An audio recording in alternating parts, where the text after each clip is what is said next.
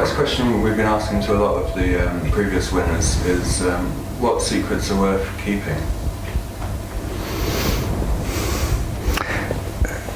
Well, I think there's an element of time in this, that there are things that definitely ought to be secret for a period of time. Many things are pretty perishable, so the information can be released fairly quickly. Others having to do with sources and methods probably ought to be protected for quite some time. And on the converse, what situations might it be justified to leak information? I'm a great opponent of leaking. That certainly in the U.S. system, there procedures exist, plenty of procedures exist for authorized release of information, making the case, for backgrounding information with journalists that doesn't reveal sources or methods that, our concerns are or conclusions are, for engaging with academics or outsiders to compare, share perceptions of a situation, so they're mutually beneficial, that the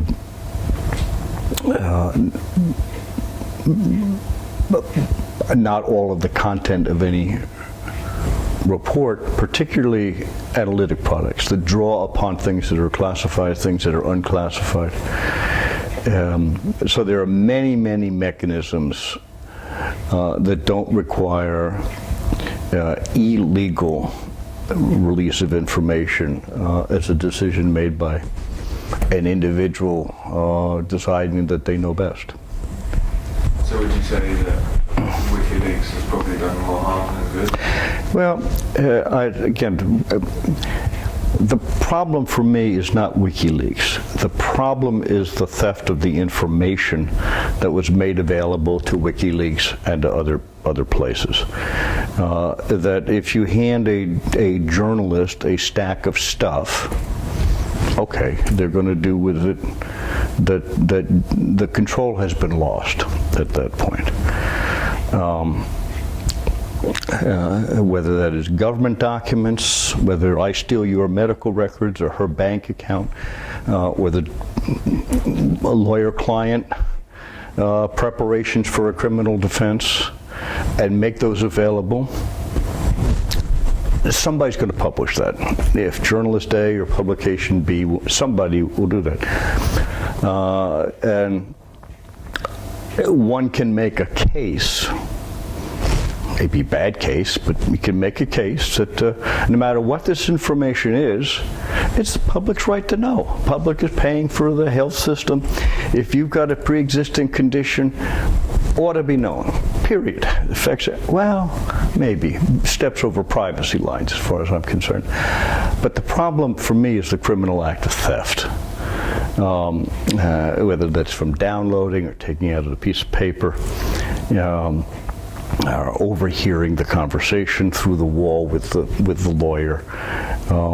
That's where I have a problem, not with the WikiLeaks and the various analogs of it. Okay. Say you came across something you felt was possibly illegal or involved a great deal of waste or corruption. In that case, would you have an obligation to put that information into the public domain?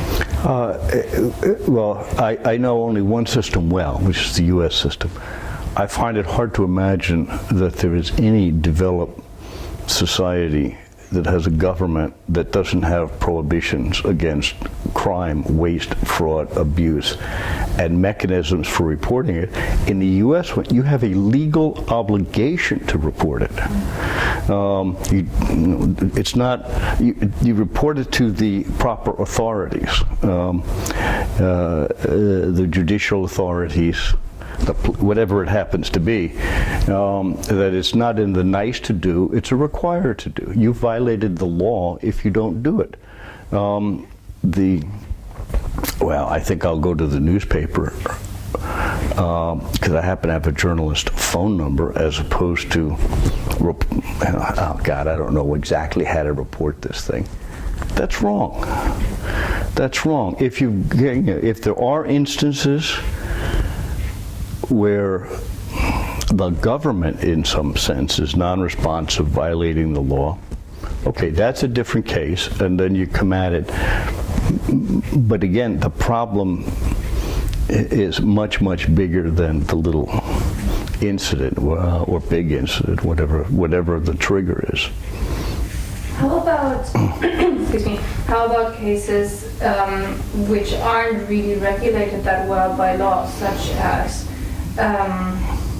the war on terrorism, in which people are arrested and held without trial who are not classified as prisoners of war and possibly tortured, or at least we know that they have been tortured in various places. And what if somebody feels that this should be made public because it is against their moral beliefs to keep it a secret that people are being tortured? Well, again, torture is against the law. I mean, I know of, no civilized country where torture is not against the law. There are international conventions against torture, and they prescribe mechanisms for alerting people if you know that this is going on. So it's, to me, this is, yes, moral conviction is important. A lot of people have had moral conviction on this and turned it into statutory requirement. Thanks. Be transparent. Depends what it is. That the intelligence community in the United States exists to support the national security enterprise of the United States government. That's why it exists. And an element of that is protecting sources and methods. An element of it is protecting the deliberative process. An element of it is to enable decision makers to better understand a situation and to better work a situation. For example, I declined to, at congressional request, to declassify an assessment on the geopolitical effects of climate change. The Republicans wanted to declassify to demonstrate how feckless the Democrats were in wasting resources on climate change instead of chasing terrorists. The Democrats wanted it declassified in order to demonstrate that the Republican administration was ignoring an important international issue. And I declined to do so, and I was sustained by my boss on this because we named names in it. The countries we thought were vulnerable. They're not vulnerable today. They're vulnerable that one was looking out 15 years. We thought the whole purpose for preparing this was to give the policy guys heads up and time to work the issue, to make decisions on, are we going to help or not help? Are we going to do something to support or not? Do you help everybody equally? Do you help the one where the most people live? The ones that are affected first? The ones that are most competent governments that can actually use the help? Or the ones that are least competent and otherwise won't do anything? And being able to work through some of those pretty knotty policy issues before ginning up the hyphenate American community, the diplomatic efforts of others, oh no, we're not vulnerable because of flailing or government incompetence. We're in terrible shape. We need the money right now. What's the purpose of doing this? The purpose is to make policy decisions, not to point fingers. So we basically released everything except names.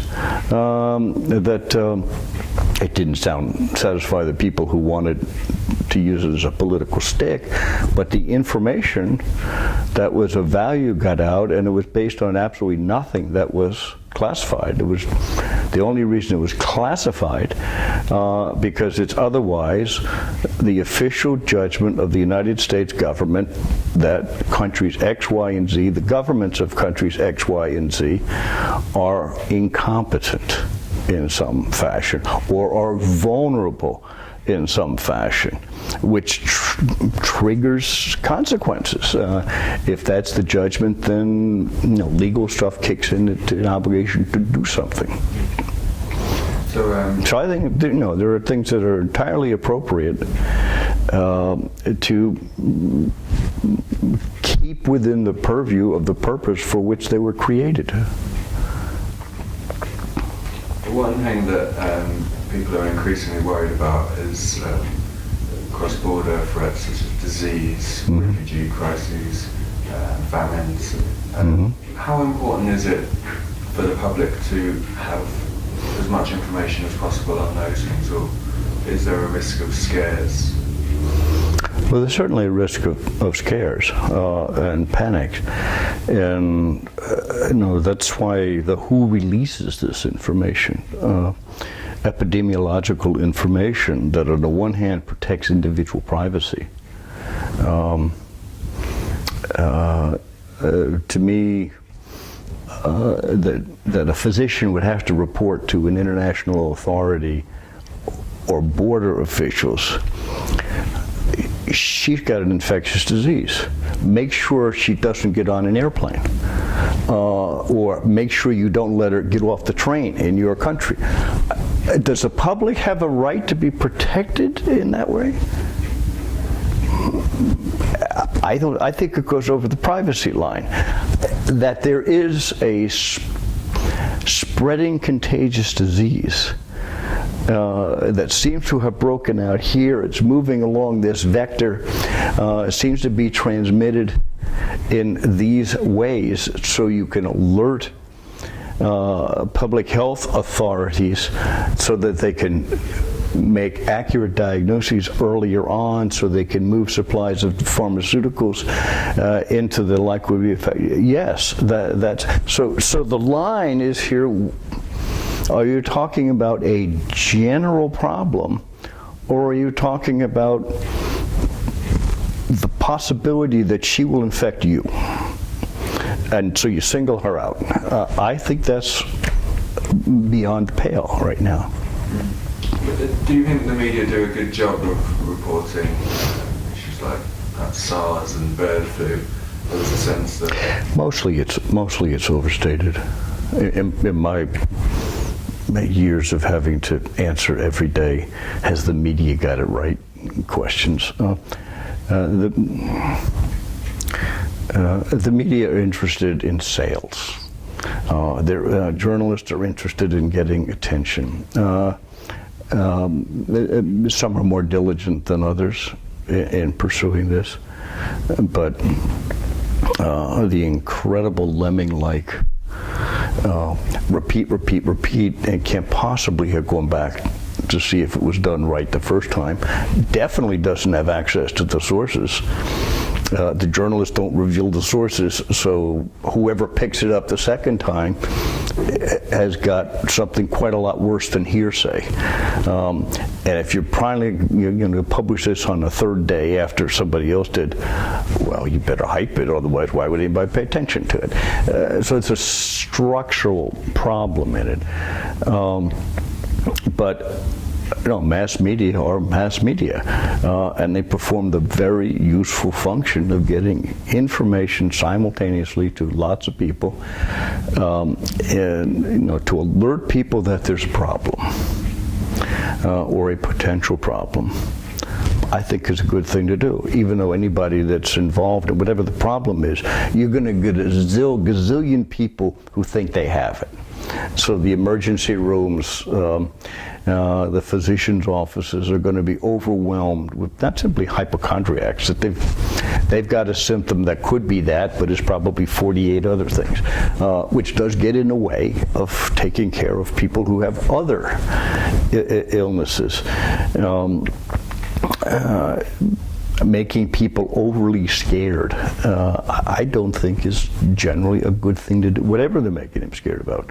Terrorism,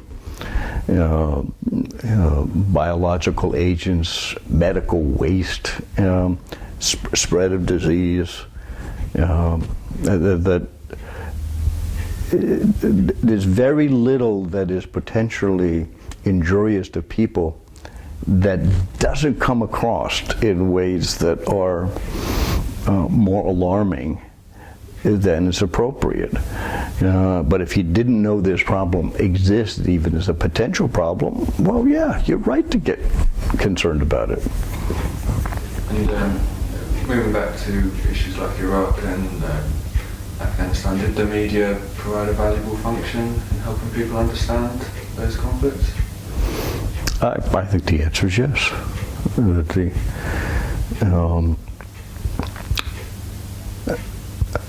concerns about opposition, political opposition, it was clearly fed by the media, and appropriate so. You said that an intelligence community with an 85% success rate is probably not trying to answer difficult enough questions. Mm-hmm.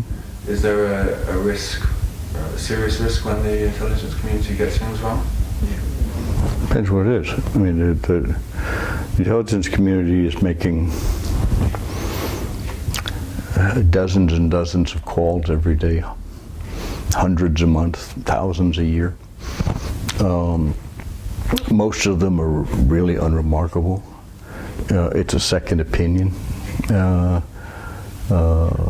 By design, supposed to be the most objective opinion going in.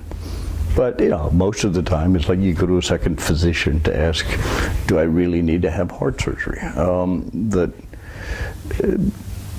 Whether delusional or not, there's a perception in Washington that what the United States does much of the time matters. It's not just another country mucking around in the world. So the desire to understand the situation is real.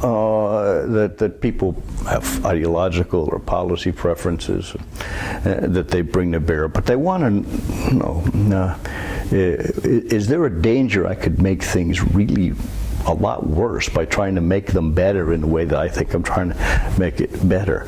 And an awful lot of what the intelligence community is doing is, your understanding, the stuff came out of bureaucracy, is basically right. It's consistent with what we know, with what we think, what our analysts have put together. The journalists have got it mostly right.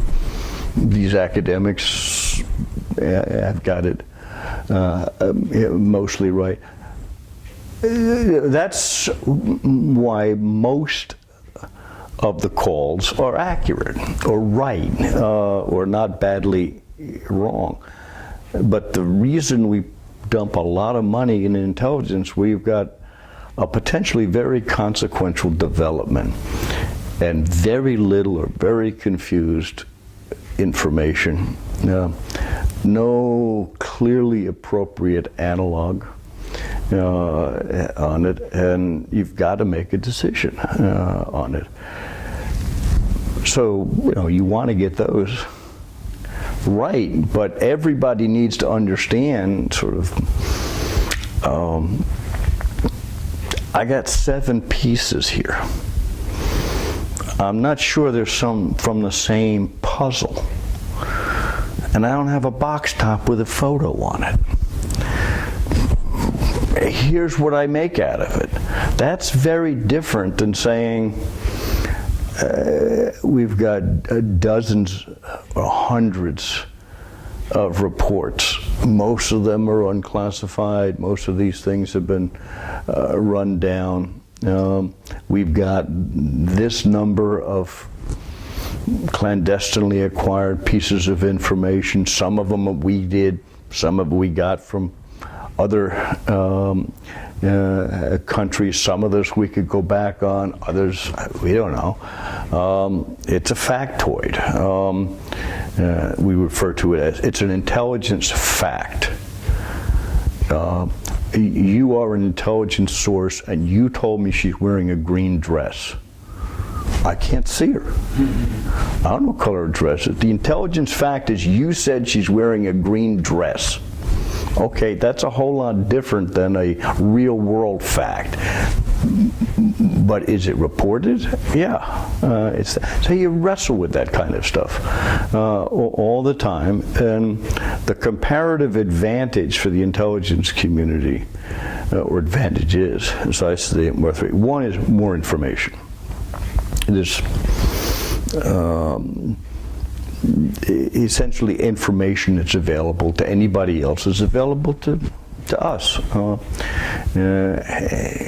Out of libraries and academe and newspapers and internet, with all of the advantages and problems that go along with that, plus the ability to go after stuff that isn't available to other people without the ability to put satellites up or decrypt encrypted messages or quickly translate, whatever it is. Have somebody on the inside to go ask that. So you got more information, huge amounts of information. Most of it's unclassified, but it's there, so you can manipulate it.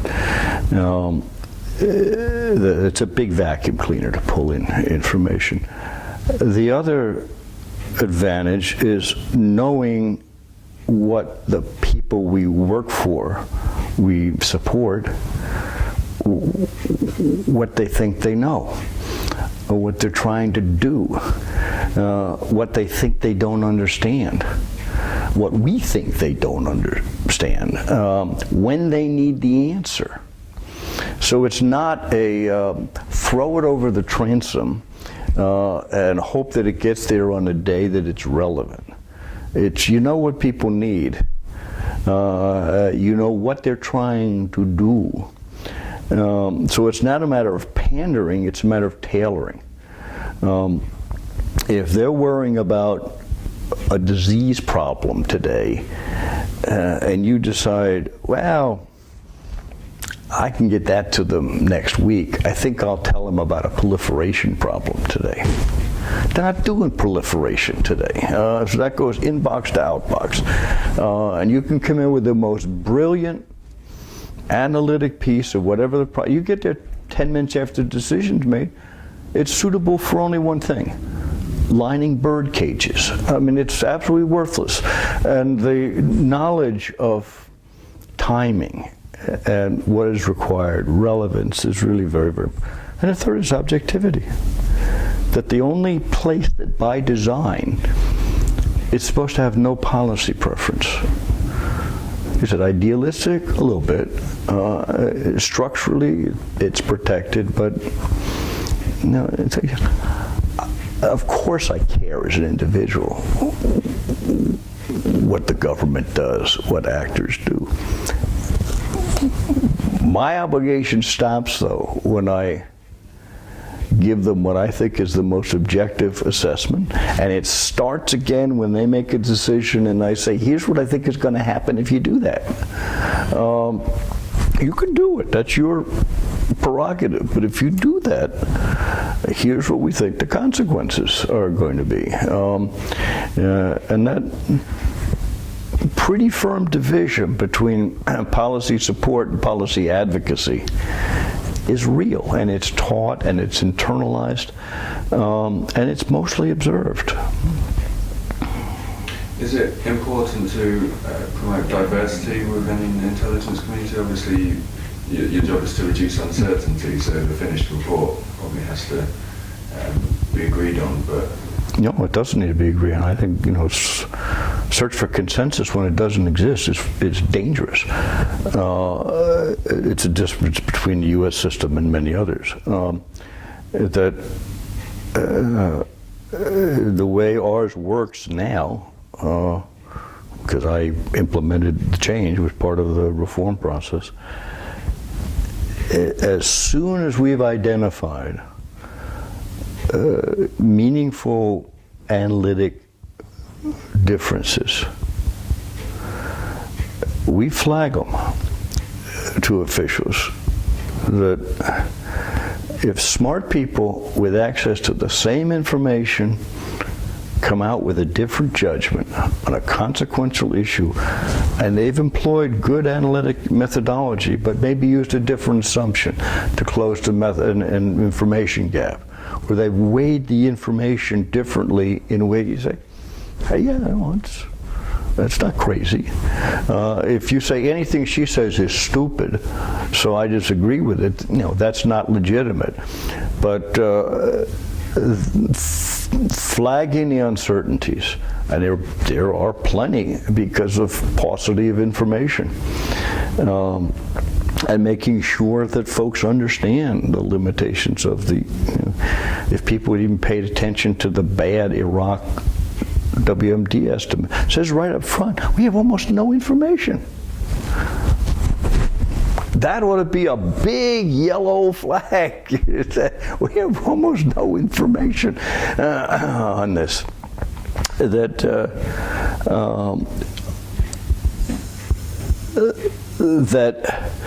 talking it through, you have a diversity in the sense of independent streams of analysis. We have it structurally because of the separate units that set up to support different missions. Different customers have different kinds of expertise, but they get the same information.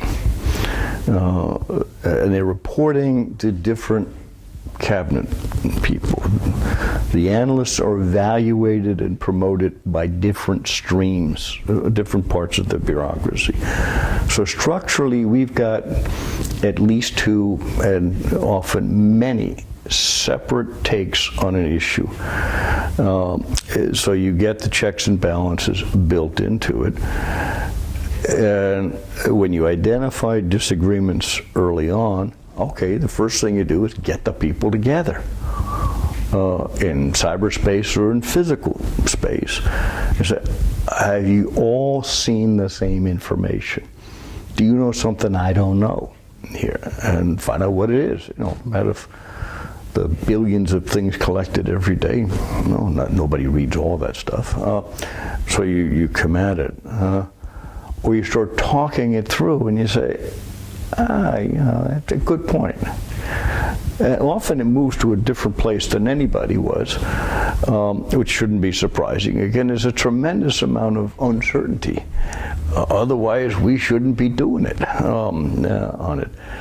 And different cultural perspectives come in, particularly about geopolitical kinds of things. People with different linguistic background. That the lenses through which you view events make a difference.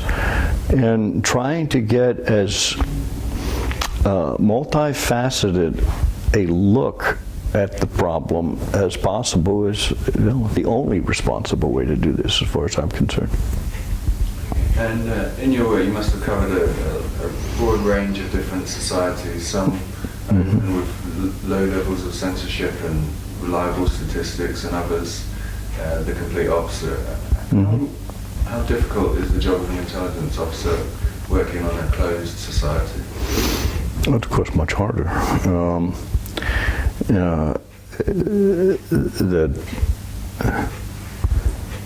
Iran, North Korea, they're really tough for us. We're not there, so you rely on friends for things where being there is important. You don't have the same feel for the place.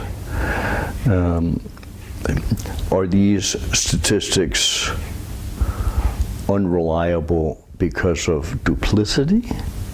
Or are they unreliable because they got a crummy statistical system? Are they lying to their own people? And if so, for what reason? Or is this government media a reliable transmission mechanism because that's how they tell the people what they're trying to do? You get a feel for this, and over time you get pretty good at it, or individuals get pretty good at it. but we call places hard targets because they're hard. Some are hard because they're very complex. Iran is in that case. It's an incredibly complex system. And I think it's that way because it's the system. They don't do it to confuse outsiders. But what the array is between organizations that are simply to provide a vehicle for participation and representation, and which ones really have a role on decisions about what issues, the guys inside seem to have difficulty figuring that out. For outsiders, it's pretty tough on these. So that's why you ramp up clandestine collection, you ramp up the overt collection to get, hopefully you get more insight if you've got more information. But much of the time you collect all this stuff and you made the haystack a lot higher, but there's no more needles in there to find. It's the same ones you had before. You just now made it harder to find them.